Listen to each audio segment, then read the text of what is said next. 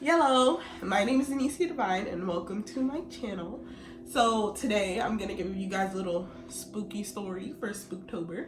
I also have on a cute little spooky outfit that you guys will see in a future video. I'm going to be doing kind of a DIY costume lookbook. I'll put links of everything that I got in the description, but for now let's get to this story. So when I was a little kid, you know, I lived with my mother. I didn't really live with anyone else, so it was just me and my mom by ourselves. And like my mom, she kind of told me this story when I was a little bit older. We were in Jamaica, and now I don't know if there's any other Jamaicans out there, but Jamaica, it's so like, I don't know, like this paranormal activity in Jamaica, it's just there. It's there. Like if you go there, I don't know if you believe in ghosts or not, but I do. And mostly because of things that have happened to me in Jamaica. But you know, if you want to know about that, you're gonna have to wait for that in a future video. For this one though, it's about this little boy that my mother used to take care of. So I never actually met this little boy. She took care of him before I was born. My mom was a nanny for this kid in Jamaica, and unfortunately he passed away in his sleep because of a medical condition that he had. So he had a favorite toy car, and my mother asked his mother if she could get the toy car after he passed. His mother originally wanted him to be buried with it, but my mom really wanted something to hold on to because she felt like that kid was her own. So my mom got the toy car. A couple years later, yours truly was born. And when I was about a toddler, I would like play with this little toy car, which my mom didn't think of anything about it because, you know, it lit up, it made noise, it had sounds, it was noise. So my mom would notice that like in the middle of the night, the toy car would go off and she'd be like, oh my goodness, why is this child still up? And when she'll come in my room, I'll be like sleeping in my bed and the toy car will be on the floor. And like, in order for it to go off, it's not motion censored, you would have to press a button on the side of the car. So that spooked her, you know, obviously it would scare me too in the moment. Or like my mother would hear me speaking to someone or something while playing with the car. And when she comes in, I'll be by myself. But you know what? I don't know. I used to speak to myself all the time, so maybe that's not that weird. I don't remember much. I just remember that I did enjoy playing with this toy car. I have a vague image of what the boy looked like, but I'll explain that more later in the story. So how I came to find out about all this shenanigans is we were under a big mango tree in Jamaica, and my family was telling a bunch of ghost stories, and my mom was bringing this story up. And I was like, that sounds so familiar, but she didn't include me in the story yet. And she told us that in a dream, the little boy came to her and he was asking her to join him. And she was telling him, unfortunately, she can't join him because she has a child and she doesn't want to leave me behind. And then he said, oh no, she can join us too. I already asked her. And then that's where my mother got worried. She woke up out of her sleep, came inside my bedroom, saw me sleeping on the bed. And again, the toy car was going off on the floor. So she didn't think that the spirit was evil or anything. She probably just thought he was lonely. But after that, she kind of just didn't want me playing with the toy car as much because she was just afraid of what could happen. So when she brought this story up to me, I was like, I think I kind of remember that. Like, I don't remember everything that she's talking about, but I have this vague image of a little boy in my head that I associate with that car.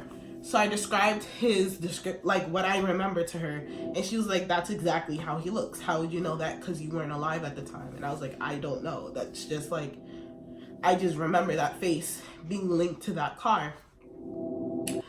So that was kind of it as far as the story went. I think the only other thing that's kind of spooky about the situation with the car is that it's battery operated and it hasn't had batteries changed since the little boy had it.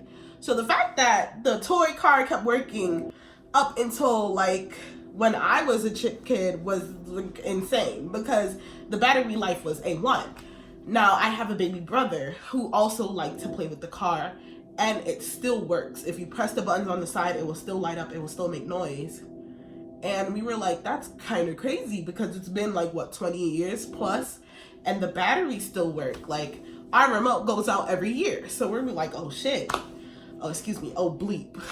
So We open up the thing, and the batteries look crazy dusty. Like, it looks ridiculous. It looks like, oh my gosh, what is going on? So we're like, okay.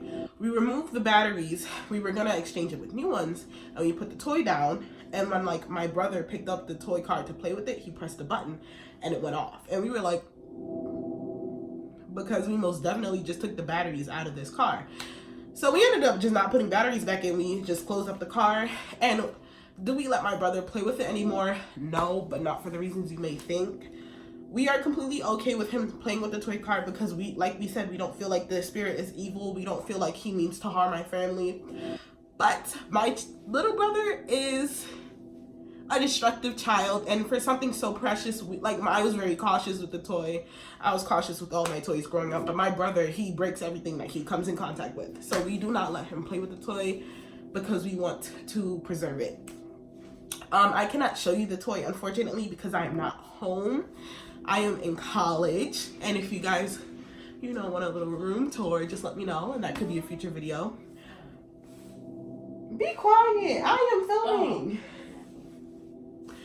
But yeah, so, what was I saying? Oh, she killed my vibe. But yes, when I go back home, if you guys are even still interested in this story, I could most definitely get the car and show it to you guys, maybe on Snap or Instagram. You guys can, follow me there. I'll put the link somewhere. And yeah, that's one of my spooky story times. I hope you enjoyed it. I hope you liked my channel enough to maybe, I don't know, subscribe. If not, just come back again and watch another video. And if you didn't like it at all, well, I'm sorry.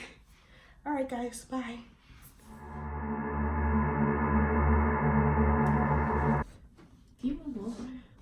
Wow, she really want to be in it, okay? Yeah.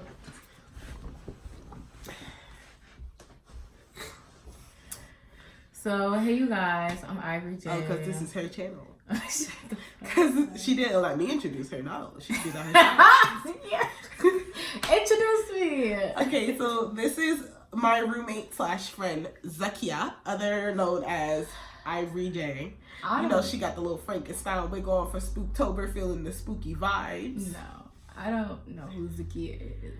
But my name is Ivory J, and yeah, she be in my channel too. Unknowingly. No. Unknowingly. I don't know how she doesn't know because I always have the camera out. Like, I don't understand. I don't understand, but yeah, whatever. My hair gonna look better in the next video. Okay. That we collab in. So an outro? Okay. All right, guys. Wait, we gotta do a jingle. Anicia divine. She's so divine, and she smells like wine. I think I'm just gonna cut it. Goodbye.